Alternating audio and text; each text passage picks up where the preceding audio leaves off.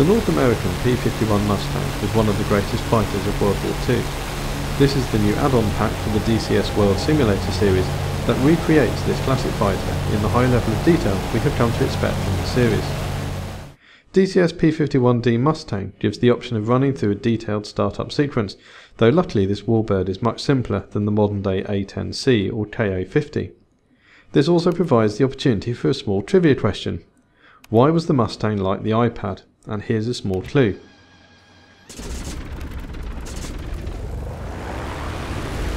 The answer, of course, is the engine, which, like the ARM processor in the iPad, was designed in Britain, and to my ears it sounds really great.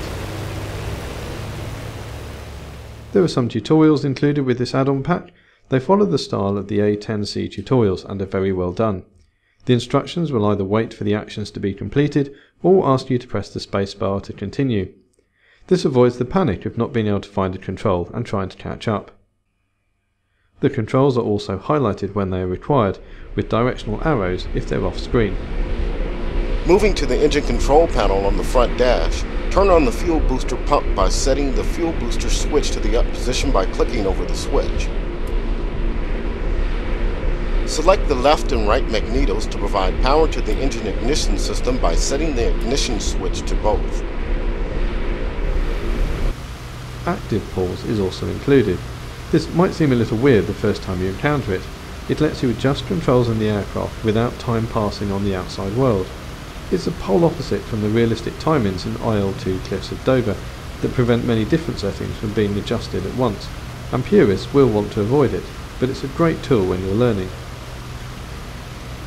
It is worth noting that while your plane hangs motionless in the air while active pause is on, other aircraft continue moving, so it won't necessarily help you out in the middle of combat.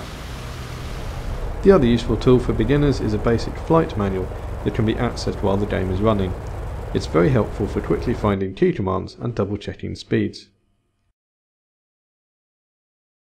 The visuals are beautiful with plenty of detail both in and outside the aircraft, and we mean lots. Watch closely and you can even see the flashes from the exhaust stacks. Inside the cockpit you have the full 6 degrees of movement. In addition to looking around with the mouse and zooming, it is possible to move the viewpoint up and down and side to side. Not only is this pretty impressive, but it becomes nigh on essential for getting the best view through the gun sight or seeing over the nose for landing. The Mustang was capable of attacking targets both in the air and on the ground.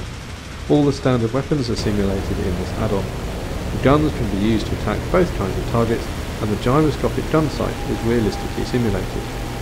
The range to target and target size are both set using the targeting keys common to other DCS simulations, which is very helpful.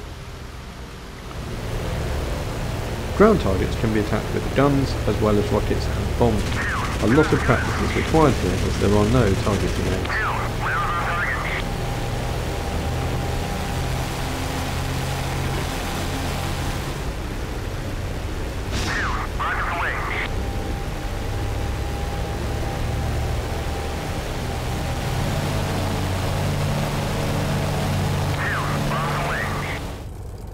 As much as we like the Mustang add-on for DCS World, it does feel a little out of place to work through the startup procedure of a 1940s American propeller fighter, while the 1980s Russian jet starts further down the airport.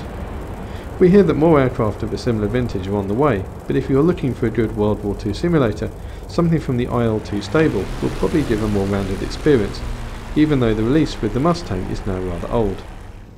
But if you already have DCS World and want to try a different kind of aircraft, this is an excellent add-on and competitively priced at $40 US or £25 at the time of writing.